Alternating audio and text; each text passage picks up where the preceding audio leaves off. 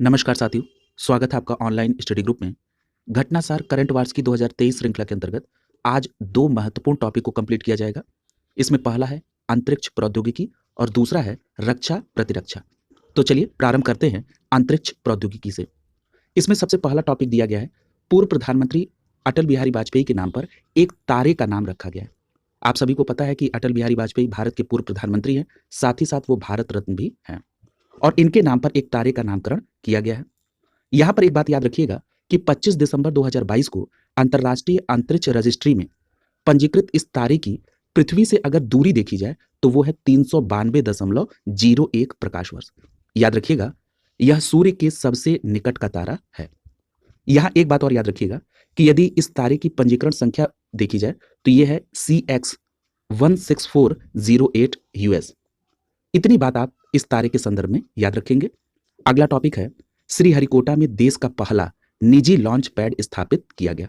बहुत इंपॉर्टेंट है, याद रखिएगा। भारत के अंतरिक्ष कार्यक्रम में 28 नवंबर 2022 को एक नए युग की शुरुआत मानी गई। अब ये एक नए युग की शुरुआत क्यों थी? क्योंकि एक स्टार्टअप है जिसका नाम है अग्निकुल कॉस्मॉस। इस अग्निकुल कॉस्मॉस ने श्रीहरिकोटा के सतीश धवन अंतरिक्ष केंद्र में देश का पहला निजी लॉन्च पैड और मिशन नियंत्रण केंद्र की स्थापना की है। क्लियर है? तो याद रखेंगे, जो देश का पहला निजी लॉन्च पैड और मिशन नियंत्रण केंद्र है वो कहां पर स्थापित किया गया? श्रीहरिकोटा के सतीश धवन अंतरिक्ष केंद्र में। किसके द्वारा? तो स्टार्टअप अग्निकुल कॉस्मॉस के द्वारा। क्लियर है? यहां पर एक बात और आप ध्यान रखिएगा कि कई बार इसरो के अध्यक्ष का नाम पूछ लिया जाता है, तो इसरो के वर्तमान में अध्यक्ष का नाम है एस सोमनाथ। क्लियर है? अगला देखिए, यहां पर एक सामान्य इंफॉर्मेशन आप ध्यान में रखिएगा कि ये जो अग्निकुल कॉस्मॉस स्टार्टअप है ये अपने पहले प्रक्षेपण में अग्निबाण रॉकेट का प्रक्षेपण करेगा। इसका उद्देश्य है 100 किलोग्राम तक के पेलोड को 700 किलोमीटर की ऊंचाई तक ले जाना। क्लियर है? अगला टॉपिक है, नासा का आर्टेमिस 1 मून मिशन पूरा हो गया है। याद रखिए, आप सभी जानते भी हैं कि नासा एक अंतरिक्ष एजेंसी है और कहाँ की? अमेरिकी अंतरिक्ष एजेंसी है।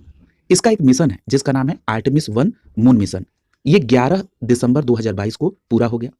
याद रखिएगा, ओरियन स्पेसक्राफ्ट 14 लाख मील की चंद्र यात्रा को पूरा करके मैक्सिको के ग्वाडालूप द्वीप पर प्रशांत महासागर में लैंड किया है। क्लियर है?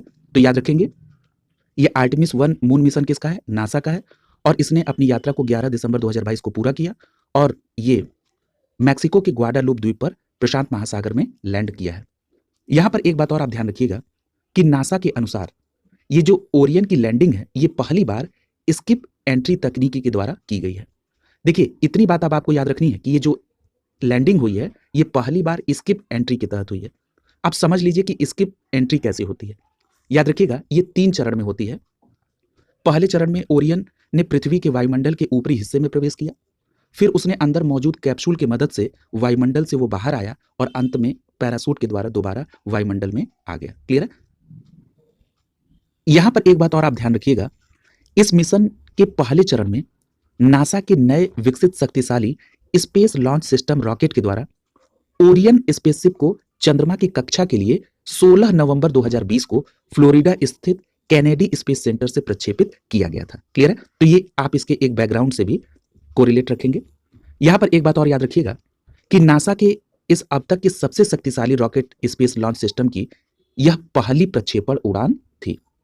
इसके 3 चरण में अंतरिक्ष यात्रियों के एक दल को, जिसमें एक महिला भी होंगी, चंद्रमा के पर प्रवास के लिए 2024 में भेजा जाएगा। यानी इसका जो तीसरा चरण है उसमें अंतरिक्ष यात्री का दल जाएगा जिसमें एक महिला भी होंगी और यह दल 2024 में भेजा जाएगा। क्लियर है?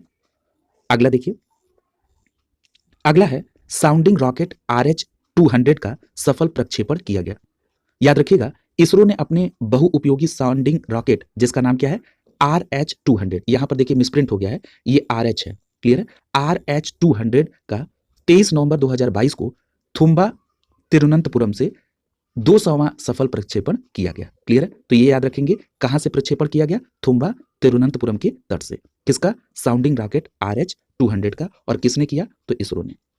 अब यहां पर एक बात और आप ध्यान रखेंगे कि ये जो RH-200 है इसने Thumba equatorial rocket launching station से उड़ान भरी।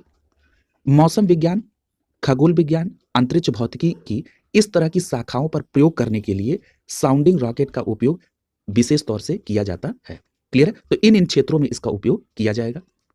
यहां पर एक बात और याद रखिएगा कि राष्ट्रीय अंतरिक्ष एजेंसी इसरो ने कहा कि रोहिणी साउंडिंग रॉकेट श्रृंखला इसरो के भारी और अधिक जटिल लॉन्च वाहनों के लिए अग्रदूत रही है। क्लियर है? इतनी बात आप यहां पर ध्यान में रखेंगे। अगला देखिए, अगला है क्रायोजेनिक इंजन का प्रेशर चेंबर टेस्ट सफल हो गया। याद रखिएगा, भारतीय अंतरिक्ष अनुसंधान संगठन अर्थात इसरो के प्रणोदन अनुसंधान परिषद, जिसको आप शॉर्ट फॉर्म में आईपीआरसी के नाम से जानते हैं, इस आईपीआरसी ने तमिलनाडु के तिरुनेलवेली जिले के महेंद्रगिरी में क्रायोजेनिक इंजन का प्रेशर चैम्बर टेस्ट 9 नवंबर 2022 को सफलतापूर्वक आयोजित किया गया। ये जो क्रायोजेनिक इंजन है, क्या नाम है इसका? C20E11 MK3। क्लियर है?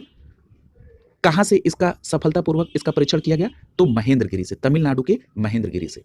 अगला देखिए, याद रखिएगा, जिस क्रायोजेनिक इंजन के प्रेशर चैम्बर का टेस्ट किया गया है, यह गगनयान में उपयोग किया जाएगा। आप सभी जानते हैं कि गगनयान भारत का पहला मानव अंतरिक्ष यान कार्यक्रम है।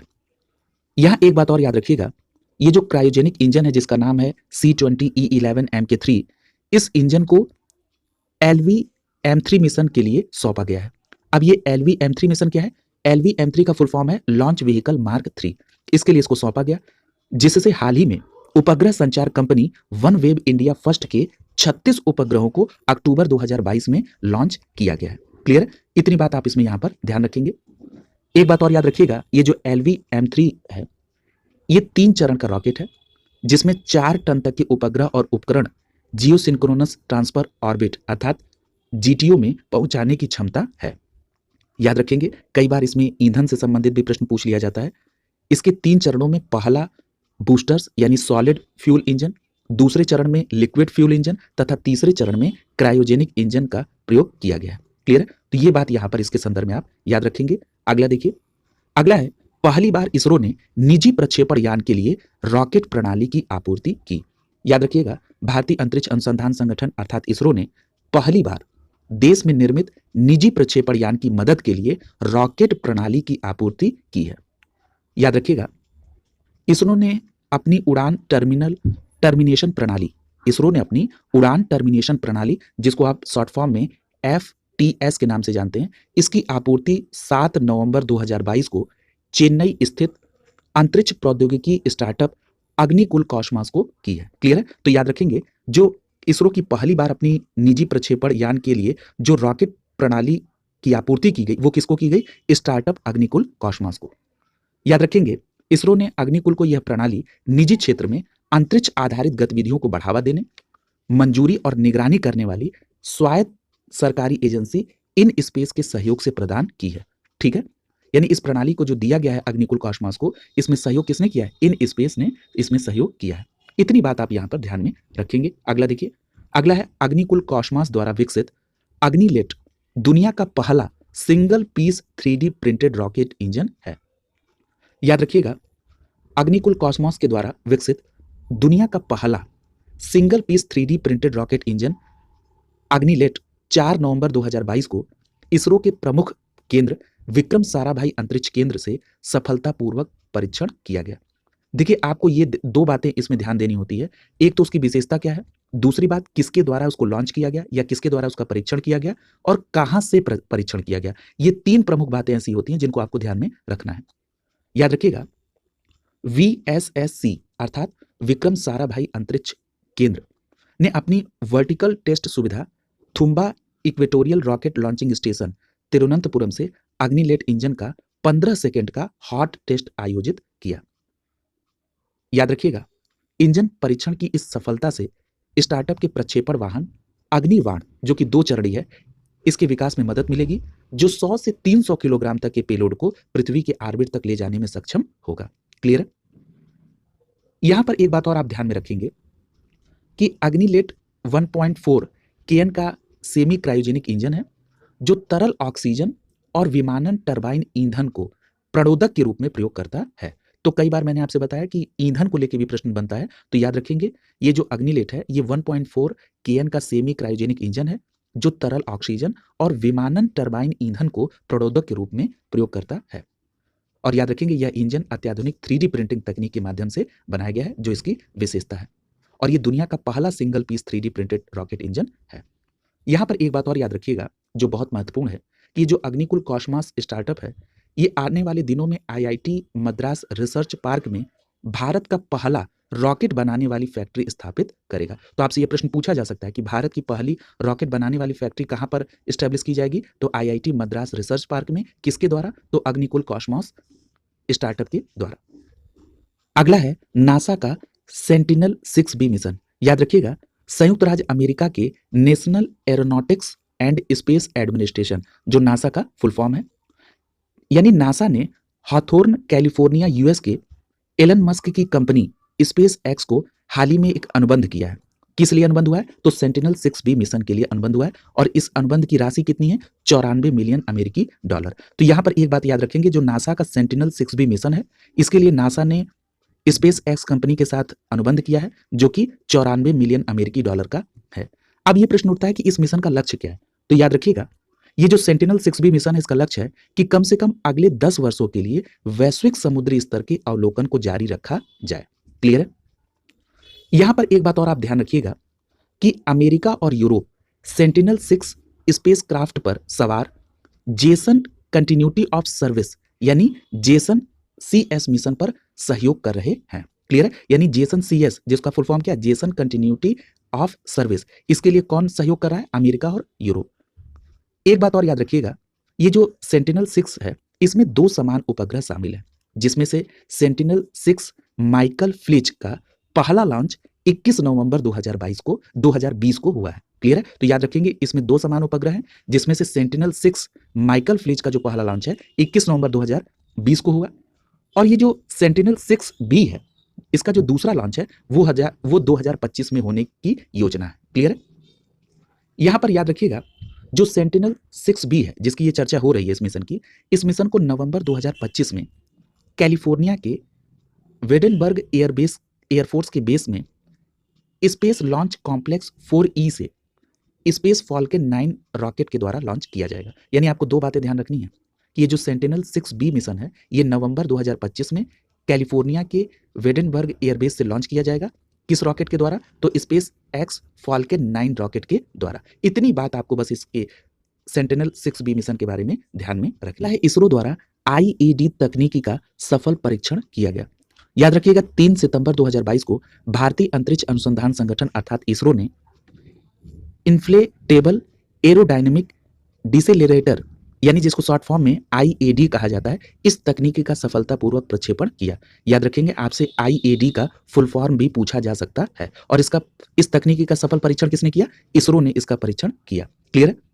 यहां पर एक बात और आप ध्यान रखिएगा, ये तकनीक जो है, ये खर्च चरण वसूली यानी स्पेंड स्टेज रिकवरी में आने वाली लागत को प्रभावी रूप से कम कर सकता है और अन्य ग्रहों पर सुरक्षित रूप से पेलोड लैंडिंग में सहायता कर सकता है। यहां पर याद रखिएगा, ये जो IAD है, इसको विक्रम साराभाई स्पेस सेंटर द्वारा डिजाइन और विकसित किया गया। ये भी ध्यान रखेंगे, IAD तकनीकी को विक्रम साराभाई स्पेस सेंटर द्वारा डिजाइन और विकसित किया गया।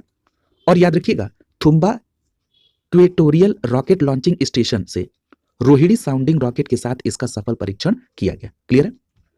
यहां पर एक बात और याद रखिएगा, ये जो IAD तकनीकी है, ये वातावरण के माध्यम से नीचे गिरने वाली वस्तु की गति को धीमा करने का कार्य करता है। इतनी बात आप यहां पर IAD तकनीकी के संदर्भ में याद रखेंगे, जिसको इसरो द्वारा सफल परीक्षण किया गया और जिसको विक्रम साराभाई स्पेस सेंटर के द्वारा डिजाइन और विकसित किया गया। अगला देखिए, अगला है चंद्रमा का एक नया भूवैज्ञानिक मानचित्र। याद रखिएगा, हाल ही में चीन द्वारा चंद्रमा का एक नया व्यापक भूवैज्ञानिक मानचित्र जारी किया गया। किसके द्वारा? चीन के द्वारा। और यह चंद्रमा का अब तक का सबसे विस्तृत नक्शा अर्थात मानचित्र है। यहां पर एक बात और याद रखिएगा कि चीन के वैज्ञानिकों ने चांग-ई प्रोजेक्ट नामक चीनी चंद्र अन्वेषण परियोजना के आंकड़ों के आधार पर यह मानचित्र जारी किया है। तो किस प्रोजेक्ट के आधार पर? चांग-ई प्रोजेक्ट के आधार पर। यहां पर एक बात और आपको ध्यान में रखना होगा कि चीन द्वारा चांग-ई 5 मिशन को 2020 में प्रक्षेपित किया गया था और चांग-ई 5 मिशन का नाम चंद्रमा की प्राचीन चीनी देवी के नाम पर रखा गया है। यह भी बात आप यहां पर ध्यान में रखेंगे। अगला है, चीन ने चंद्रमा पर चेंज साइट वाई नामक खनिज की खोज की है। तो अगर आपसे पूछा जाए कि चेंज साइट वाई क्या है, तो यह एक प्रकार का खनिज है जो चंद्रमा पर चीन के द्वारा खोजा गया है। और याद रखिएगा, चीन के वैज्ञानिकों ने चंद्रमा पर जो एक नए खनिज की खोज की है, वो इस प्रकार की खोज करने वाला दुनिया का तीसरा देश बन गया है। पहला अमेरिका है और दूसरा सोवियत संघ है। यानी अमेरिका और सोवियत संघ के बाद चीन दुनिया का तीसरा देश है जिसने इस प्रकार के खनिज को खोजने में सफलता हासिल की है।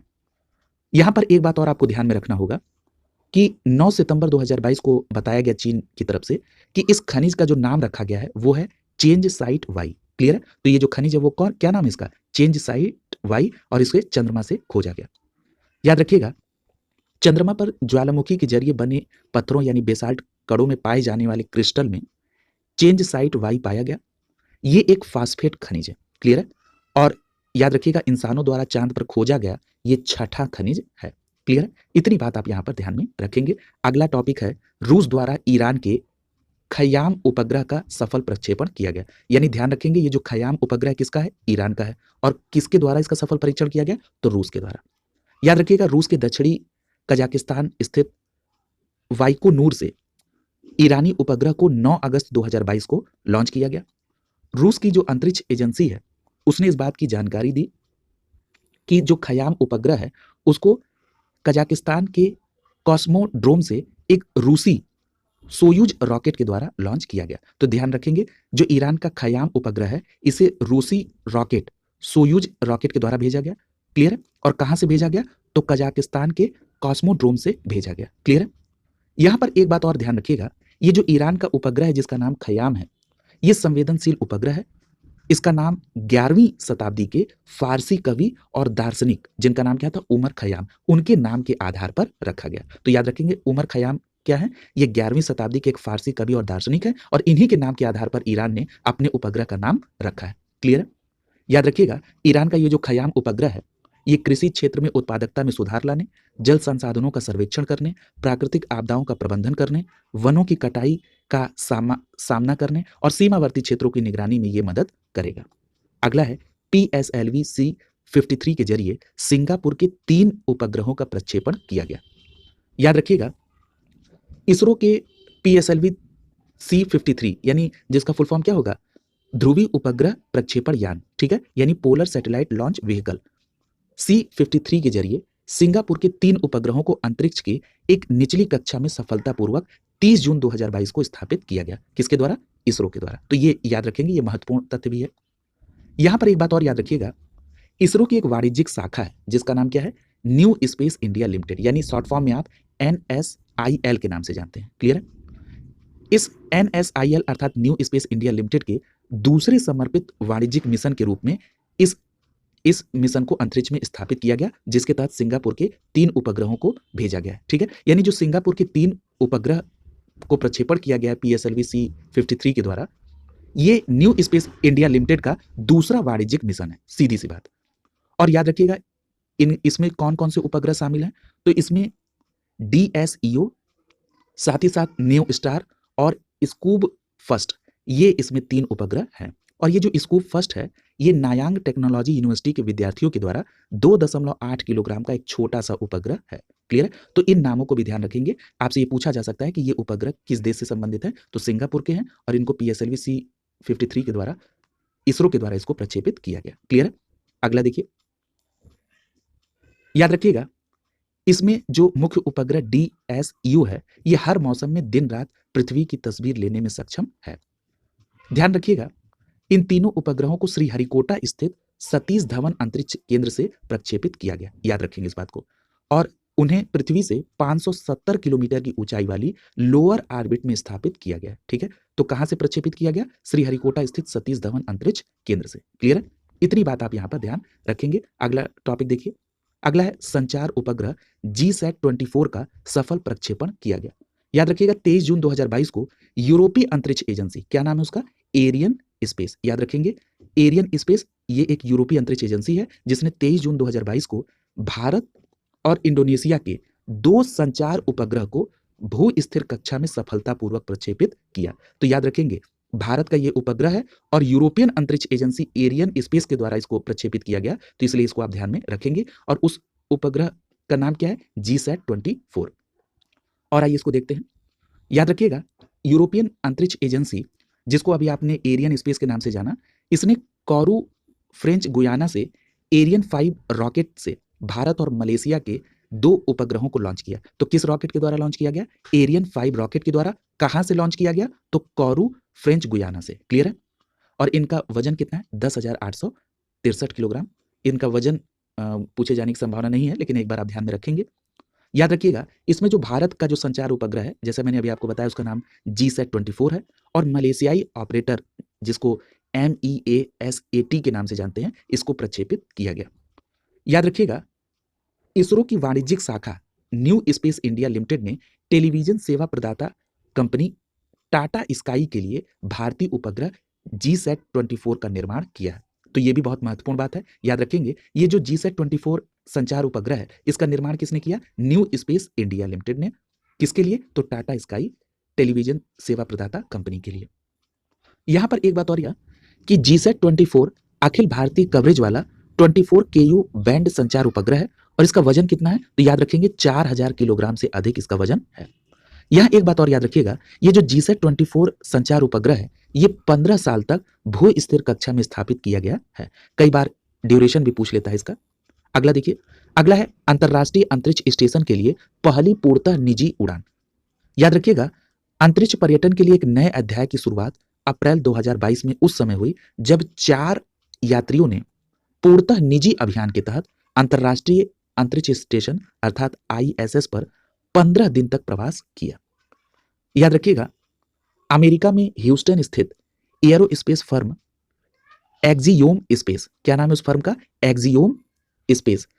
इसके एक्सियोम मिशन फर्स्ट के तहत ड्रैगन क्रू में सवार 4 यात्रियों ने स्पेस एक्स के फॉल्कन रॉकेट के जरिए फ्लोरिडा स्थित कैनेडी स्पेस सेंटर में के लिए 8 अप्रैल 2022 को उड़ान भरी थी। क्लियर है? तो यहां पर 2 बातें आपको ध्यान में रखना है कि ये जो मिशन है, जिसके तहत 4 यात्री पूर्णतः निजी अभियान के तहत अंतरराष्ट्रीय अंतरिक्ष स्टेशन में 15 दिन तक रहे, ये मिशन किसका है? तो याद रखिएगा, अमेरिका में ह्यूस्टन में एक फर्म है, एयरोस्पेस फर्म, जिसका नाम है एक्सियोम स्पेस। इसके मिशन का नाम क्या है? Axiom mission first. इसमें 4 यात्री स्पेस एक्स के फॉल्कन रॉकेट के द्वारा जो फ्लोरिडा में कैनेडी स्पेस सेंटर है, वहां से इन्होंने अंतरराष्ट्रीय अंतरिक्ष स्टेशन के लिए 8 अप्रैल 2022 को उड़ान भरी थी। क्लियर है?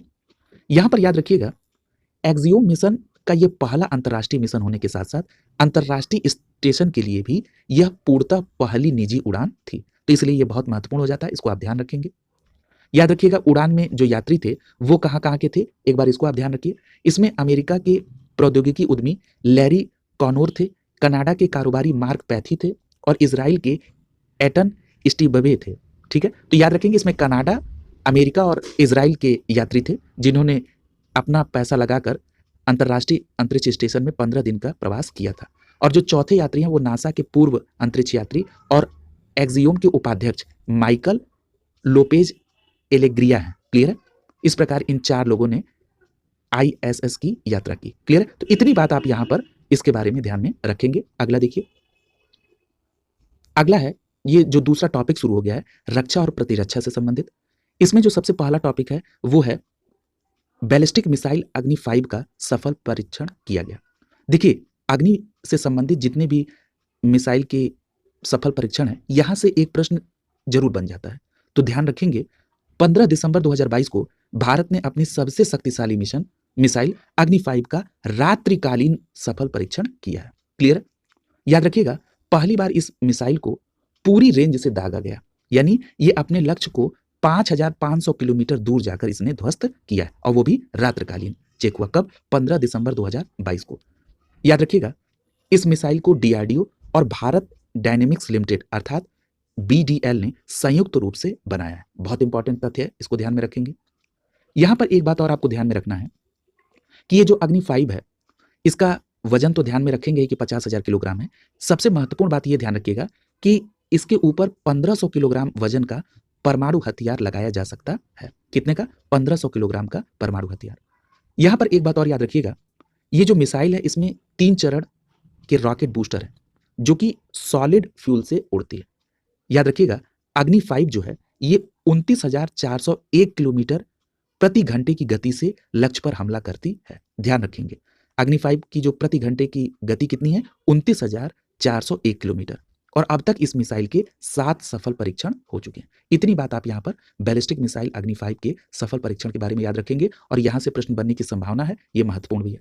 अगला देखिए, अगला है हल्का लड़ाकू हेलीकॉप्टर प्रचंड वायुसेना में शामिल हुआ। देखिए इस हेडलाइन से ही प्रश्न बनने की पूरी संभावना है। कैसे प्रश्न बनेगा? प्रश्न बनेगा कि हाल ही में चर्चा में रहा प्रचंड क्या है।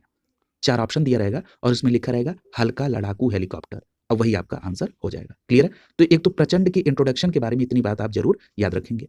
आइए और इंफॉर्मेशन इसमें देखते हैं। याद रखिएगा, भारतीय वायुसेना की मारक क्षमता में और वृद्धि हुई अक्टूबर 2022 को, जब स्वदेश निर्मित हल्के लड़ाकू हेलीकॉप्टर अर्थात LCH उसके बेड़े में शामिल किया गया। अब उस हेलीकॉप्टर का नाम क्या है? प्रचंड। याद रखिएगा, हेलीकॉप्टरों का जो इस प्रकार के हेलीकॉप्टरों का जो विकास है या जो उसका निर्माण है, किसके द्वारा किया जा रहा है? तो हिंदुस्तान एरोनॉटिक्स लिमिटेड अर्थात हाल के द्वारा किया जा रहा है। ये बहुत महत्वपूर्ण है और उसका नाम क्या रखा गया है? प्रचंड, जैसा कि अभी हमने आपको बताया। याद रखिएगा, 3 अक्टूबर 2022 को जोधपुर वायुसेना केंद्र पर एक समारोह हुआ। इस समारोह में chief of defence staff general Anil Chauhan, नाम याद रखेंगे, वायुसेना के अध्यक्ष air chief marshal BR Chaudhari और रक्षा मंत्री राजनाथ सिंह ने 4 ऐसे हेलीकॉप्टर को वायुसेना को समर्पित किया। याद रखिएगा, ये जो हल्का लड़ाकू हेलीकॉप्टर प्रचंड है, इन हेलीकॉप्टरों को पाकिस्तान की सीमा के निकट इसी जोधपुर वायु सैनिक केंद्र पर तैनात किया जाएगा। यानी जिस जोधपुर वायु सेना के केंद्र पर यह समारोह हुआ 3 अक्टूबर को, वहीं पर इन हेलीकॉप्टरों को तैनात किया जाएगा, क्योंकि ये पाकिस्तान की सीमा के नजदीक है। ध्यान रखिएगा इसको। याद रखिएगा, अगर हम इन हेलीकॉप्टरों की कुछ विशेषता को देख लें तो हवा से हवा में मार करने वाली मिसाइलें, 20 mm के गन्स और अन्य घातक हथियारों से लैस और फ्रांसीसी मूल के 2 इंजनों के द्वारा संचालित इस प्रचंड हेलीकॉप्टर को ऊंचाई पर युद्ध अभियानों के लिए भारतीय जरूरतों के अनुरूप विशेष तौर पर विकसित किया गया है। क्लियर है? तो इन बातों को भी आप यहाँ पर ध्यान में रखेंगे। आइए जरा प्रचंड की कुछ और विशेषता को देखते हैं। देखिए यहाँ पर याद रखिएगा, ये जो प्रचंड हेलीकॉप्टर है, ये 5.8 टन वजनी है और जो सबसे महत्वपूर्ण बात जो आपको ध्यान में रखनी है कि इसकी जो अधिकतम गति है वो है 268 किलोमीटर प्रति घंटा और रेंज कितनी है? 550 किलोमीटर। यहीं से प्रश्न आपके यहाँ अगर और डीप में जाना होता है तो यहीं से स्टेटमेंट टाइप के प्रश्न बना दिए जाते हैं। अगला देखिए, अगला टॉपिक है स्वदेशी परमाणु पनडुब्बी अरिहंत से बैलिस्टिक मिसाइल का सफल परीक्षण किया गया। याद रखिएगा, अक्टूबर 2022 में देश की पहली स्वदेशी परमाणु पनडुब्बी INS अरिहंत से बैलिस्टिक मिसाइल का सफल परीक्षण किया गया। क्लियर है? यहां पर याद रखिएगा, यह परीक्षण बंगाल की खाड़ी से किया गया। क्लियर है? कब? 14 अक्टूबर को किया गया, 14 अक्टूबर 2022 को। इतनी बात आप यहां पर याद रखेंगे। अगला देखिए, अगला DRDO के द्वारा अग्नि प्राइम मिसाइल का सफल परीक्षण किया गया। बहुत इंपॉर्टेंट है, याद रखिएगा, अक्टूबर 2022 में रक्षा अनुसंधान और विकास संगठन अर्थात जिसको आप शॉर्ट फॉर्म में DRDO के नाम से जानते हैं, इसने स्वदेशी रूप से विकसित नई पीढ़ी की मध्यम दूरी की बैलिस्टिक मिसाइल जिसका नाम अग्नि प्राइम है, इसे उड़ीसा तट पर स्थित APJ अब्दुल कलाम द्वीप से सफलतापूर्वक प्रक्षेपित किया गया। यहां पर आप मुख्य रूप से 3 बात याद रखेंगे। ये जो अग्नि प्राइम है, ये मध्यम दूरी की बैलिस्टिक मिसाइल है, पहली बात। दूसरी बात, इसका सफल परीक्षण किसने किया? तो DRDO ने किया। और सफल परीक्षण कहां से किया गया? तो उड़ीसा तट पर स्थित APJ अब्दुल कलाम से किया गया। ठीक है?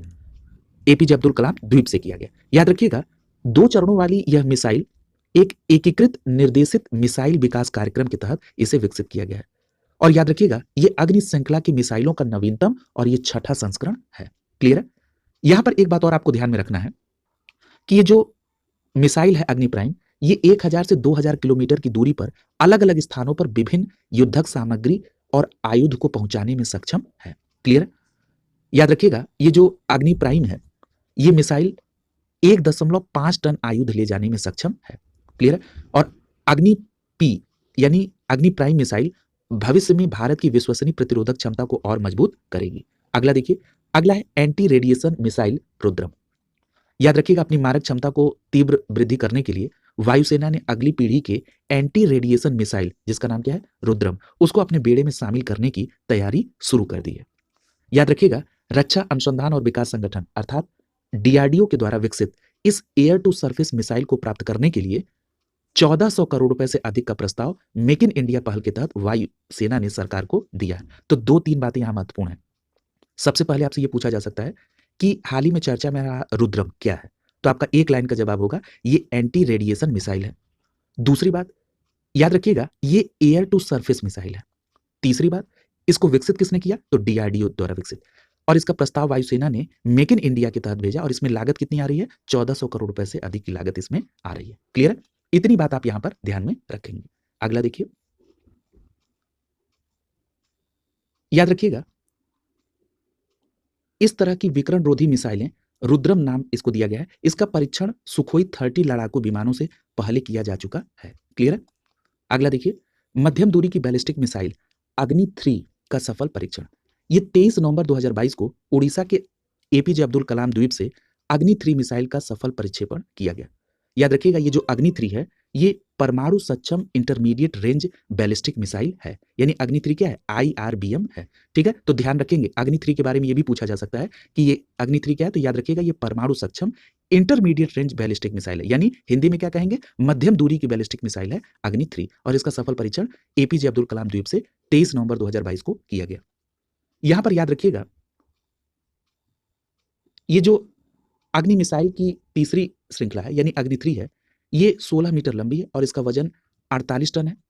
अब यहां पर जो महत्वपूर्ण बात आपको ध्यान रखना है कि अग्नि 3 की जो रेंज है वो 3000 किलोमीटर से अधिक है और यह 1.5 टन से अधिक पेलोड ले जाने में सक्षम है। क्लियर? याद रखिएगा, जो अग्नि 3 का पहला परीक्षण किया गया था वो जुलाई 2006 में किया गया था, जो कि असफल रहा था। बाद में अप्रैल 2007 का जो परीक्षण था वो सफलतापूर्वक किया गया था और अब अग्नि 3 का सफल परीक्षण किया जा रहा है। अगला देखिए, अगला टॉपिक है, देश की पहली एंटी सबमरीन कॉबैट INS अर्नला लॉन्च किया गया। याद रखिएगा, भारतीय वायुसेना ने तमिलनाडु के कट्टुपल्ली चेन्नई में स्थित LNT शिपयार्ड में, LNT का फुल फॉर्म क्या होता है? लार्सन एंड टूब्रो, यानी LNT शिपयार्ड में INS अर्नला को लॉन्च किया है। क्लियर है? और ये INS अर्नला जो है ये anti submarine warfare shallow water craft जहाज है। क्लियर है? तो यहां पर कौन कौन सी बातें आपको ध्यान में रखनी है, जरा इसको और समराइज कर देते हैं।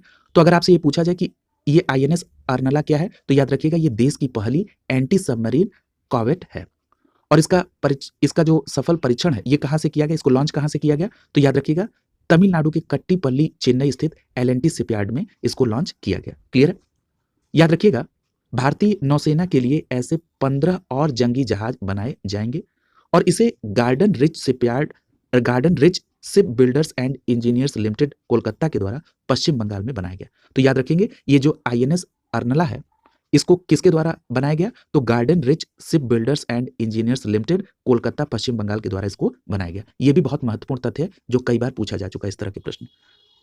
याद रखिएगा, ये जो जहाज का नाम अर्नला रखा गया है ये सामरिक समुद्री महत्व को दर्शाता है, जो महाराष्ट्र के वसई से लगभग 13 किलोमीटर उत्तर में स्थित है। क्लियर है? तो याद रखेंगे इसको। ये जो INS अर्नला है ये लो इंटेंसिटी मैरीटाइम ऑपरेशन करने के लिए बनाया गया है। ये भी महत्वपूर्ण है, ये लो इंटेंसिटी मैरीटाइम ऑपरेशन करने के लिए INS अर्नला को बनाया गया है। इसकी रेंज कितनी है, तो याद रखिएगा इसकी रेंज जो है वो 1800 नॉटिकल माइल्स यानी 3334 किलोमीटर है। क्लियर है? याद रखिएगा, ये जो जहाज अर्नला है ये भारतीय नौसेना के अभय वर्ग ASW जहाज की जगह लेगा। अगला देखिए, अगला है 5वीं स्कॉर्पियन पनडुब्बी वागीर नौसेना को सौंपी गई। बहुत महत्वपूर्ण टॉपिक है। याद रखिएगा, 20 दिसंबर 2022 को 5वीं स्कॉर्पियन वर्ग की पारंपरिक पनडुब्बी जिसका नाम क्या है, वागीर, इसे प्रोजेक्ट 75 के तहत बनाया गया है। याद रखिएगा, कलवरी क्लास की पनडुब्बी जो ये वागीर है इसे मझगांव डाक शिपयार्ड लिमिटेड मुंबई महाराष्ट्र के द्वारा भारतीय नौसेना को सौंपा गया है। ठीक है, तो याद रखेंगे यहाँ पर कौन कौन सी बातें ध्यान में रखनी है। सबसे महत्वपूर्ण बात यह याद रखनी है कि ये जो पनडुब्बी वागीर है ये 5वीं स्कॉर्पियन पनडुब्बी है जिसको प्रोजेक्ट 75 के तहत बनाया गया और याद रखिएगा इसे Mazagon dock shipyard limited Mumbai Maharashtra के द्वारा भारतीय नौसेना को सौंपा गया है। क्लियर है? यहां पर एक बात और आप ध्यान में रखेंगे कि इसे जनवरी 2023 में भारतीय नौसेना में इंडियन नेवल शिप वागीर के रूप में कमीशन किया जाएगा, जो पूरी तरह से युद्ध योग्य पनडुब्बी है जो सभी मोड और परिनियोजन व्यवस्थाओं में संचालन करने में सक्षम है। क्लियर है? अगला देखिए अभी मैं प्रोजेक्ट 75 के ऊपर चर्चा कर रहा था, तो याद कर लीजिए कि प्रोजेक्ट 75 के तहत स्कॉर्पियन वर्ग की 6 पनडुब्बियों का स्वदेशी निर्माण किया जाना है और आपने अभी पढ़ा कि ये 5वीं स्कॉर्पियन पनडुब्बी है। क्लियर है? और 75 प्रोजेक्ट के तहत किया गया, यानी 6 स्कॉर्पियन पनडुब्बियों में ये 5वीं स्कॉर्पियन पनडुब्बी है जिसे मझगांव डाक शिपयार्ड लिमिटेड मुंबई महाराष्ट्र के द्वारा भारतीय नौसेना को सौंपी गई है। यहां पे याद रखिएगा इन पनडुब्बियों का जो निर्माण है वो एमडीएल मुंबई में यानी मझगांव डाक शिपयार्ड लिमिटेड मुंबई में फ्रांस के नौसेना समूह के साथ अक्टूबर 2005 में हस्ताक्षरित 3.75 बिलियन अमेरिकी डॉलर के अनुबंध के हिस्से के रूप में किया जा रहा है। ठीक है, यानी ये जो प्रोजेक्ट 75 के तहत जो 6 पनडुब्बियां बनाई जानी है स्कॉर्पियन वर्ग की, इसके लिए फ्रांस की नौसेना के साथ एक समझौता हुआ था। कहां पर? अक्टूबर 2005 में। कितने का था? 3.75 बिलियन अमेरिकी डॉलर का। और ये तय हुआ था कि मझगांव डाक शिपयार्ड लिमिटेड में इन स्कॉर्पियन वर्ग की 6 पनडुब्बियों का निर्माण किया जाएगा। क्लियर है? अब अगर हम इन पनडुब्बियों के नाम को जरा देख लें, इसमें जो पहली पनडुब्बी थी उसका नाम था आईएनएस कलवरी, जिसे दिसंबर 2017 में लॉन्च किया गया। दूसरी पनडुब्बी थी आईएनएस खंडेरी, जिसे सितंबर 2018 में, और तीसरी पनडुब्बी थी आईएनएस करंज, जिसे मार्च 2021 में लॉन्च किया गया था। और जो चौथी पनडुब्बी थी उसका नाम था आईएनएस वेला, जिसे नवंबर 2021 में कमीशन किया गया था। और पांचवी स्कॉर्पियन वर्ग की पनडुब्बी का नाम क्या है? वागीर, याद रखेंगे। और ये जो स्कॉर्पियन वर्ग की छठी और अंतिम पनडुब्बी है उसका नाम क्या है? उसका नाम वगसीर है। ये भी प्रश्न आपसे पूछा जा सकता है कि जो अंतिम पनडुब्बी यानी छठवीं स्कॉर्पियन वर्ग की पनडुब्बी उसका नाम क्या है? तो याद रखेंगे वगशीर है। इसको अप्रैल 2022 में पानी में लॉन्च किया गया था और 2023 के अंत तक भारतीय नौसेना को सौंपे जाने की योजना है। क्लियर है? इतनी बातें आप यहां पर स्कॉर्पियन पनडुब्बियों के संदर्भ में ध्यान में रखेंगे, जिसे प्रोजेक्ट 75 के तहत बनाया जा रहा है। अगला देखिए, यहां पर एक बात और याद रखिएगा, जलमग्न होने पर ये जो वागीर है पनडुब्बी, ये 20 समुद्री मील की शीर्ष गति और सतह पर आने पर 11 समुद्री मील की अधिकतम गति से ये चल सकती है। क्लियर है? अगला देखिए, अगला है विध्वंसक पोत मुर्मुगांव नौसेना में शामिल। याद रखिएगा, मझगांव डाक शिपयार्ड लिमिटेड यानी एमडीएल द्वारा निर्मित प्रोजेक्ट 15B के अंतर्गत स्टील्थ गाइडेड मिसाइल विध्वंसक जहाज आईएनएस मुर्मुगांव को 18 दिसंबर 2022 को नौसेना में शामिल किया गया। अब जरा देखिए इसमें कौन कौन सी बातें आपको ध्यान में रखनी है। सबसे महत्वपूर्ण बात तो ये आपको ध्यान में रखना है कि ये जो आईएनएस मुर्मुगांव है ये क्या है? तो याद रखिए कि स्टील्थ गाइडेड मिसाइल विध्वंसक जहाज है। दूसरी बात, इसका निर्माण किस प्रोजेक्ट के तहत हो रहा है? तो याद रखिएगा प्रोजेक्ट 15B के तहत। किसके द्वारा? तो याद रखेंगे मझगांव डाक शिपयार्ड लिमिटेड के द्वारा इसका निर्माण किया जा रहा है। क्लियर है? और ये कहां पर है? मुंबई, महाराष्ट्र में। अब इसे 18 दिसंबर 2022 को नौसेना में शामिल किया गया। अब यहां पर एक बात और ध्यान रखिएगा कि रक्षा मंत्री राजनाथ सिंह ने मुंबई में आधुनिक सेंसर और रडार युक्त इस युद्धपोत को भारतीय नौसेना को सौंपा है। अगला है ballistic missile defence interceptor AD-1 का सफल परीक्षण किया गया। याद रखिएगा, भारत के रक्षा और अनुसंधान विकास संगठन अर्थात DRDO ने स्वदेश में विकसित बैलिस्टिक मिसाइल डिफेंस यानी BMD इंटरसेप्टर AD-1 के दूसरे चरण का सफल परीक्षण उड़ीसा के तट पर स्थित APJ अब्दुल कलाम से 2 नवंबर 2022 को किया। तो याद रखेंगे, ये जो ballistic missile defence interceptor AD-1 है, इसका सफल परीक्षण किसने किया? तो DRDO ने। कहां से किया? तो उड़ीसा के तट पर स्थित APJ अब्दुल कलाम द्वीप से किया 2 नवंबर 2022 को। यही बातें आपको प्रमुख रूप से ध्यान में रखनी है और आप देखेंगे पूर्व के प्रश्नों को तो यहां से जो प्रश्न बनते हैं वो इसी क्षेत्र से बनते हैं। याद रखिएगा, ये जो AD-1 है एक लंबी दूरी की इंटरसेप्टर मिसाइल है, जिसे लंबी दूरी की बैलिस्टिक मिसाइलों विमानों को रोकने के लिए डिजाइन किया गया है। अगर हम इसमें बात कर लें कि कितने चरण के मोटर है, तो याद रखिएगा 2 चरणों वाली ठोस मोटर द्वारा यह संचालित मिसाइल है, जो पृथ्वी के वायुमंडल के ऊपर भाग में मिशन के रूप में कार्य करने में ये सक्षम है। अगला देखिए, अगला टॉपिक है सर्वेक्षक पोत इच्छक लॉन्च किया गया। अब देखिए इसी लाइन से एक प्रश्न बन सकता है, पूछा जा सकता है हाल ही में चर्चा में रहा इच्छक क्या है? तो आपका जवाब क्या होगा? ये एक सर्वेक्षक पोत है। याद रखिएगा, समुद्र की निगरानी के लिए बनाए गए सर्वेक्षक पोत जिसका नाम इच्छक है, इसे चेन्नई के कट्टुपल्ली में नौसेना के द्वारा 26 नवंबर 2022 को लॉन्च किया गया। क्लियर है? तो कहां से लॉन्च किया गया? चेन्नई के कट्टुपल्ली में नौसेना के द्वारा इसे लॉन्च किया गया। अगला देखिए,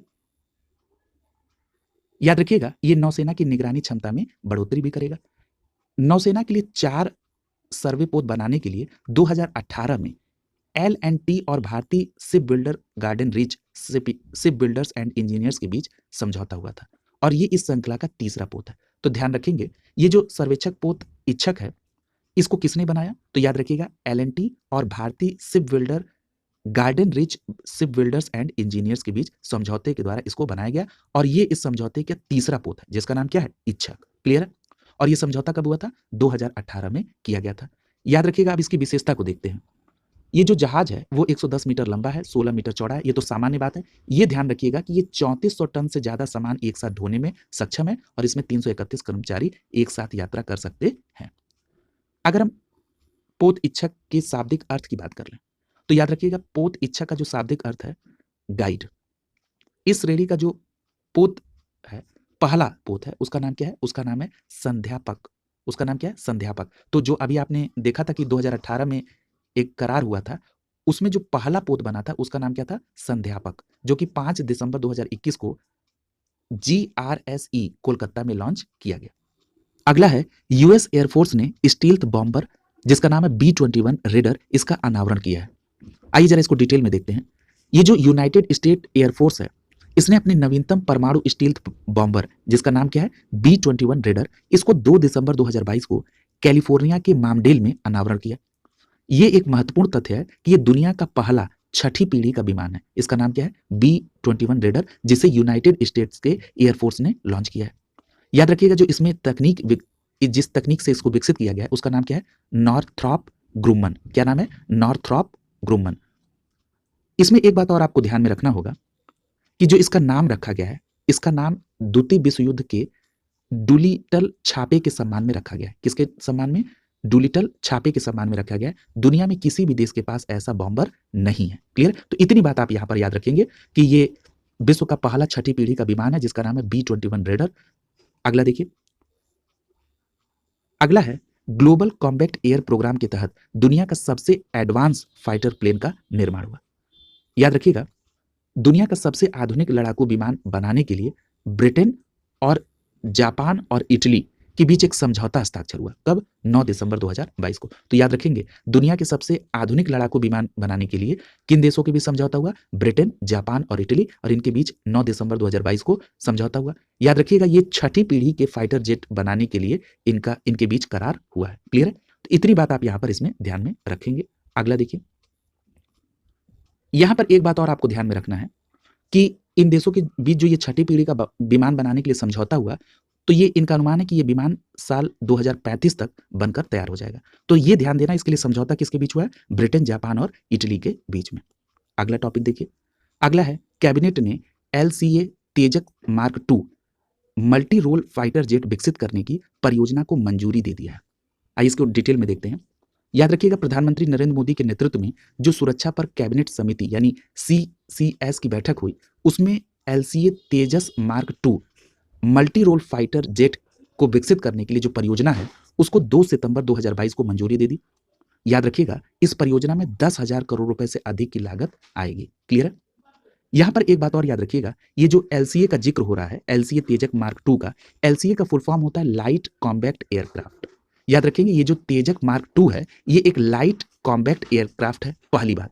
दूसरी बात, तेजक मार्क फर्स्ट स्वदेशी विमान पर अधिक क्षमता और शक्तिशाली संस्करण है, यानी ये तेजस मार्क फर्स्ट से ज्यादा शक्तिशाली है तेजस मार्क 2। क्लियर है? यहां पर एक बात और याद रखिएगा कि जो तेजस मार्क 1 है वो एकल इंजन पर अत्यधिक गति वाला मल्टी रोल सुपरसोनिक लड़ाकू विमान है जिसे हिंदुस्तान एरोनॉटिक्स लिमिटेड अर्थात हाल के द्वारा विकसित किया गया है। क्लियर है? तो इतनी बातें आप यहां पर ध्यान में रखेंगे। अगर हम तेजस मार्क 2 की बात कर लें तो इसमें 98 किलो न्यूटन थ्रस्ट क्लास का शक्तिशाली GE414 इंजन लगाया गया है। ठीक है? जो कि तेजस मार्क 1 के JE404 इंजन से अधिक क्षमता रखता है। ठीक है? ये उसका टेक्निकल पॉइंट है। हालांकि यहां से प्रश्न उतना नहीं पूछा जाना चाहिए, लेकिन यहां पर यह बात जरूर आप ध्यान रखेंगे कि जो तेजस 2.0 जेट है इसका पहला हाई स्पीड परीक्षण 2023 में शुरू होगा और इसका उत्पादन 2025 के आसपास शुरू होने की संभावना है। यहां पर एक बात और याद रखिएगा कि तेजस हवाई युद्ध और आक्रामक हवाई ऑपरेशन के लिए एक शक्तिशाली जेट है जिसमें टोही और एंटीशिप ऑपरेशन की इसको ताकत प्रदान करते हैं। क्लियर है? अगला देखिए, अगला है युद्धपोत तारागिरी का जलावतरण। याद रखिएगा भारतीय नौसेना ने परियोजना 17A के तहत बनने वाले तीसरे स्टील्थ युद्धपोत जिसका नाम है तारागिरी, इसका 11 सितंबर 2022 को मुंबई में जलावतरण किया। अब देखिए यहीं से प्रश्न बनने की पूरी संभावना है। आपसे यह प्रश्न पूछा जा सकता है कि हाल ही में चर्चा में रहा तारागिरी क्या है, तो आपका जवाब क्या होगा? ये एक स्टील्थ युद्धपोत है, पहली बात। दूसरी बात, इसका निर्माण किस परियोजना से हो रहा है? तो याद रखिएगा इसका निर्माण परियोजना 17A के तहत हो रहा है और ये परियोजना 17A का तीसरा स्टील्थ युद्धपोत है जिसका नाम तारागिरी है और इसका जलावतरण कहाँ किया गया? तो मुंबई में। इतनी बात आपको कम से कम इसके बारे में ध्यान में रखनी। यहाँ पर एक बात और ध्यान रखिएगा कि मझगांव डाक शिपयार्ड शिप बिल्डर्स के द्वारा इसका निर्माण किया गया है। यहाँ पर एक बात और ध्यान रखिएगा कि ये जो तारागिरी है इसका निर्माण 10 सितंबर 2020 को शुरू किया गया था और इसकी आपूर्ति अगस्त 2025 में होने की संभावना है। अभी इसका जलावतरण किया गया है मुंबई में। इसका मतलब ये नहीं कि इसकी आपूर्ति कर दी गई, इसको अभी चेक किया जाएगा। ठीक है, इसकी आपूर्ति अगस्त 2025 तक होने की संभावना है। याद रखिएगा इसमें 25,700 करोड़ रुपए की कुल मूल्य के इस युद्धपोत का वजन जो है वो है 3,510 टन। इसकी लंबाई और चौड़ाई 17.8 मीटर है और इसमें 2 गैस टरबाइन लगे हुए हैं।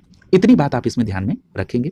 अगला देखिए, याद रखिएगा यहाँ पर एक तथ्य और आप कि इसका निर्माण मेक इन इंडिया के तहत किया गया है और इसे भारतीय नौसेना के इन हाउस डिजाइन संगठन ब्यूरो ऑफ नेवल डिजाइन के द्वारा डिजाइन किया गया है। क्लियर है?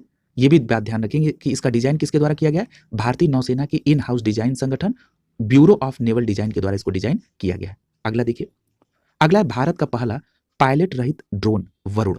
बहुत इंपॉर्टेंट है, याद रखिएगा जुलाई 2022 में प्रधानमंत्री नरेंद्र मोदी ने नई दिल्ली में डॉक्टर अंबेडकर इंटरनेशनल सेंटर में आयोजित नौसेना नवाचार और स्वदेशीकरण संगठन की संगोष्ठी जिसका नाम स्वावलंबन था उसको संबोधित करने के दौरान भारतीय नौसेना के लिए निर्मित पायलट रहित ड्रोन का अनावरण किया था जिसका नाम क्या रखा गया? वरुण। तो आपसे प्रश्न यहां पर यह भी बन सकता है कि हाल ही में चर्चा में रहा वरुण क्या है? तो आपका जवाब क्या होगा? यह भारत का पहला पायलट रहित ड्रोन है। क्लियर है? अब आइए जरा वरुण ड्रोन के बारे में थोड़ा सा और देखते हैं। याद रखिएगा इस ड्रोन को एक स्टार्टअप है जिसका नाम क्या है? सागर डिफेंस इंजीनियरिंग। इसके निर्माताओं के द्वारा डिजाइन और विकसित किया गया। बहुत महत्वपूर्ण है कि जो भारत का पहला पायलट रहित ड्रोन है जिसका नाम वरुण है, इसको किसके द्वारा डिजाइन और विकसित किया गया है? तो याद रखेंगे एक स्टार्टअप है जिसका नाम है सागर डिफेंस इंजीनियरिंग। क्लियर? यहां पर याद रखिएगा ये जो वरुण ड्रोन है ये एक बार उड़ान भर के 25 किलोमीटर तक जा सकता है और इस ड्रोन में 130 किलोग्राम तक का सामान या लोग एक जगह से दूसरी जगह ले जाने में ये सक्षम होगा। इतनी बात आप यहां पर याद रखेंगे। याद रखिएगा आने वाले दिनों में ऐसे 30 ड्रोन भारतीय नौसेना को मिलेंगे। अगला टॉपिक है डीआरडीओ और नेवी के द्वारा VLSRSAM मिसाइल का सफल परीक्षण किया गया। याद रखिएगा डीआरडीओ और भारतीय नौसेना ने 23 अगस्त 2022 को उड़ीसा के तट पर एकीकृत परीक्षण रेंज चांदीपुर से एक सफल परीक्षण किया। किसका सफल परीक्षण किया? Vertical launch short range surface to air missile जिसको VLSRSAM के नाम से जाना जाता है। क्लियर है? यहां पर एक बात और ध्यान रखिएगा कि स्वदेशी रेडियो फ्रीक्वेंसी यानी RF सीकर से युक्त मिसाइल उच्च सटीकता के साथ लक्ष्य को भेदने में सफल रही। क्लियर है? यहां पर एक बात और ध्यान रखेंगे आप कि मिसाइल का यह परीक्षण जो है यह समुद्री स्कीमिंग लक्ष्यों सहित निकट सीमा पर विभिन्न हवाई खतरों को निष्प्रभावी करने हेतु भारतीय नौसेना को और ये सशक्त करेगी। ठीक है? एक बात और यहां पर ध्यान रखिएगा कि यह मिसाइल समुद्र की सतह के बेहद नजदीक से उड़ान भर सकती है जिससे यह रडार के पकड़ से दूर रहती है। ये जो मिसाइल है ये 40 से 50 किलोमीटर की दूरी पर और लगभग 15 किलोमीटर की ऊंचाई पर उच्च गति से हवाई लक्ष्यों पर हमला करने के लिए डिजाइन की गई है। क्लियर है? और ये जो VLSRSAM है इसके पूर्व इसका एक और परीक्षण हो चुका है, वो 24 जून 2022 को किया गया था। ठीक है? और अब जो परीक्षण किया गया है वो 22 अगस्त 2022 को किया गया है। अगला देखिए, अगला है मध्यम रेंज की अग्नि 4th मिसाइल का सफल परीक्षण किया गया। याद रखिएगा डीआरडीओ ने सेना की सामरिक बल कमान के निरीक्षण में इंटरमीडिएट रेंज की बैलिस्टिक मिसाइल जिसका नाम है अग्नि 4 इसका सफल परीक्षण उड़ीसा के तट पर चांदीपुर स्थित APJ अब्दुल कलाम द्वीप से 6 जून 2022 को किया गया। तो ध्यान रखेंगे अग्नि 4 ये एक मध्यम रेंज की मिसाइल है। दूसरी बात, इसका सफल परीक्षण डीआरडीओ के द्वारा उड़ीसा तट पर चांदीपुर स्थित APJ अब्दुल कलाम द्वीप से 6 जून 2022 को किया गया। याद रखिएगा परमाणु हथियारों को ले जाने में सक्षम मध्यम रेंज की इस मिसाइल को 4000 किलोमीटर दूरी तक मार करने में सक्षम बनाया गया है। साथ ही साथ सतह से सतह पर प्रहार करती है ये। क्लियर है? तो ये दोनों बातें बहुत इंपॉर्टेंट है, आप ध्यान में रखेंगे इसके संदर्भ में, अग्नि 4 के संदर्भ में। याद रखिएगा डीआरडीओ द्वारा ये देश में विकसित की गई है और इसका जो पहला परीक्षण था वो 15 नवंबर 2011 को किया गया था। क्लियर है? यहां पर एक बात और याद रखिएगा इस मिसाइल को अभी भारतीय सेना में शामिल नहीं किया गया। अगला है पृथ्वी 2 मिसाइल का रात्रिकालीन परीक्षण। याद रखिएगा, भारतीय रक्षा और अनुसंधान विकास संगठन अर्थात डीआरडीओ ने उड़ीसा में चांदीपुर स्थित एकीकृत परीक्षण रेंज से स्वदेश में विकसित पृथ्वी 2 मिसाइल का सफल रात्रिकालीन परीक्षण 15 जून 2022 को किया। तो याद रखेंगे, ये जो पृथ्वी 2 मिसाइल है, इसका रात्रिकालीन परीक्षण डीआरडीओ के द्वारा किया गया चांदीपुर उड़ीसा से। कब? 15 जून 2022 को। यहां पर एक बात और याद रखिएगा, ये जो पृथ्वी 2 है, ये सतह से सतह में मार करने वाली मिसाइल है और इसका पहले भी अनेकों बार परीक्षण किया गया था, लेकिन वो दोपहर और शाम के समय किया गया था। ये परीक्षण इस बार इसका रात्रिकालीन परीक्षण था और जो कि पहला रात्रिकालीन परीक्षण था। अगला देख लीजिए। और एक बात और याद रखिएगा कि ये जो परमाणु क्षमता से संपन्न यह मिसाइल 350 किलोमीटर की दूरी पर तक जो है प्रहार कर सकती है। यहां से भी इस तरह के भी प्रश्न आपसे पूछे जा सकते हैं उसकी कैपेसिटी से संबंधित। अगला है डीआरडीओ द्वारा high speed expendable aerial target Abhyas का परीक्षण। याद रखिएगा, भारत में डीआरडीओ ने एक और बड़ी उपलब्धि उस समय हासिल की जब स्वदेश निर्मित high speed expendable aerial target अर्थात हीट, जिसे अभ्यास नाम दिया गया है, उसका सफल परीक्षण किया। और यह सफल परीक्षण कहां पे हुआ? तो याद रखिएगा, उड़ीसा के तट पर चांदीपुर स्थित एकीकृत परीक्षण रेंज से। और यह परीक्षण कब किया गया? तो याद रखिएगा 23 जून 2022 को। क्लियर है? तो याद रखेंगे, अगर आपसे पूछा जाए कि हाल ही में चर्चा में रहा अभ्यास क्या है, तो आपका जवाब होगा high speed expendable aerial target. ठीक है, जिसको आप अभ्यास के नाम से जानते हैं। अगला देखिए, यहां पर एक बात और याद रखिएगा, अभ्यास एक ऐसा छोटा विमान है जो परीक्षण की जाने वाली मिसाइलों का टारगेट बनता है। ठीक है, यानी जो मिसाइलों का परीक्षण किया जाता है उसके लिए ये टारगेट बनता है। ठीक है, इस प्रकार का ये एक छोटा विमान है जिसका नाम अभ्यास रखा गया। इसके कुछ परीक्षण पहले भी किए जा चुके हैं। क्लियर है? यहां पर एक बात और आपको ध्यान में रखना है कि ये जो अभ्यास है, इसको डीआरडीओ के वैमानिकी विकास प्रतिष्ठान के द्वारा विकसित किया गया। तो ध्यान रखेंगे, ये अभ्यास को डीआरडीओ के वैमानिकी विकास प्रतिष्ठान यानी एयरोनॉटिकल डेवलपमेंट एस्टेब्लिशमेंट के द्वारा इसे विकसित किया गया है। क्लियर है? इतनी बात आप यहां पर ध्यान में रखेंगे। अगला देख लीजिए। अगला है कमला देवी फास्ट पेट्रोल वेसल लॉन्च किया गया। याद रखिएगा, 2 मई 2022 को भारतीय तटरक्षक बल, जिसको आप शॉर्ट फॉर्म में आईसीजी के नाम से जानते हैं, इसने पश्चिम बंगाल के टीटागढ़ क्षेत्र में समाज सुधारक और स्वतंत्रता सेनानी, जिनका नाम है कमला देवी चट्टोपाध्याय, इनके सम्मान में एक कमला देवी नाम का फास्ट पेट्रोल वेसल यार्ड 2118 का शुभारंभ किया। क्लियर है? यहां पर याद रखिएगा, पोत 5 एफपीवी श्रृंखला में ये 5वें स्थान पर है। ये जो एफपीवी है, इसको स्वदेशी रूप से भारतीय तटरक्षक बल के लिए टीटागढ़ वैगन्स लिमिटेड अर्थात टीडब्ल्यूएल के साथ सार्वजनिक निजी साझेदारी में garden Reach Shipbuilders and Engineers limited के द्वारा डिजाइन और निर्मित किया गया था। महत्वपूर्ण डेटा है, ध्यान में रखेंगे। यहां पर एक बात और याद रखिएगा, ये जो कमला देवी के नाम से पोत है, ये 1500 समुद्री मील से अधिक सहन शक्ति के साथ 34 समुद्री मील की अधिकतम गति से डिजाइन किया गया है। क्लियर है? अगला देखिए। याद रखिएगा, एफपीवी का प्रयोग तस्करी विरोधी, अवैध शिकार विरोधी और समुद्र में बचाव कार्यों के लिए किया जा रहा है। क्लियर है? इतनी बात आप यहां पर ध्यान में रखेंगे। अगला देखिए, और ये एफपीवी का फुल फॉर्म क्या है? तो एफपीवी का फुल फॉर्म है फास्ट पेट्रोल वेसल। ठीक है, अगला देखिए।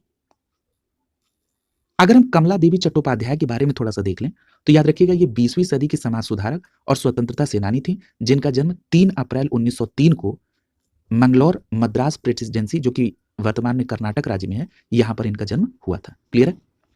अगला देखिए। अगला है ब्रह्मोस मिसाइल के पोतरोधी संस्करण का सफल परीक्षण किया गया। याद रखिएगा, भारतीय नौसेना और अंडमान निकोबार कमान ने सुपरसोनिक क्रूज मिसाइल ब्रह्मोस के पोतरोधी संस्करण का संयुक्त रूप से 27 अप्रैल 2022 को सफलतापूर्वक परीक्षण किया और इसके बारे में अंडमान निकोबार कमान की ओर से ट्वीट करके जानकारी दी गई। तो याद रखेंगे, सबसे मूल प्रश्न, ब्रह्मोस क्या है? तो ये एक सुपरसोनिक क्रूज मिसाइल है और इसके पोतरोधी संस्करण का जो सफल परीक्षण है वो किसने किया? तो भारतीय नौसेना और अंडमान निकोबार कमान के द्वारा। कब किया गया? 27 अप्रैल 2022 को। यहां पर एक बात और ध्यान रखिएगा, ये जो अंडमान निकोबार द्वीप की कमान की तरफ से जो ट्वीट किया गया, उसमें बताया गया कि भारतीय वायुसेना ने ब्रह्मोस मिसाइल का सुखोई लड़ाकू विमान से सफलतापूर्वक परीक्षण किया है। किस विमान से? सुखोई लड़ाकू विमान से। याद रखिएगा, इससे पहले भारतीय वायुसेना ने 19 अप्रैल को पूर्वी समुद्री तट पर Sukhoi 30A fighter jet MKI से ब्रह्मोस मिसाइल का सफल परीक्षण किया था। क्लियर है? अगला देखिए, यहां पर एक बात और याद रखिएगा, ये जो अंडमान और निकोबार कमांड है, ये भारतीय सशस्त्र बलों में एकमात्र त्रिसेवा कमांड है। ये भी बात ध्यान में आप रखेंगे। अगला देखिए, अगला है ICGS सक्षम को मिला कमीशन। याद रखिएगा, भारतीय रक्षा सचिव हैं जिनका नाम है अजय कुमार। उन्होंने 16 मार्च 2022 को गोवा में 105 metre offshore patrol vessels श्रेणी की श्रृंखला में 5वें भारतीय तटरक्षक जहाज सक्षम को कमीशन प्रदान किया। क्लियर है? तो यहां पर दो बातें ध्यान में रखनी है। सक्षम क्या है? सक्षम ऑफश्योर पेट्रोल वेसल श्रेणी की 5वीं भारतीय तटरक्षक जहाज है, पहली बात। दूसरी बात, इसको कहां पर कमीशन किया गया? तो गोवा में इसको कमीशन किया गया रक्षा सचिव डॉक्टर अजय कुमार के द्वारा 16 मार्च 2022 को।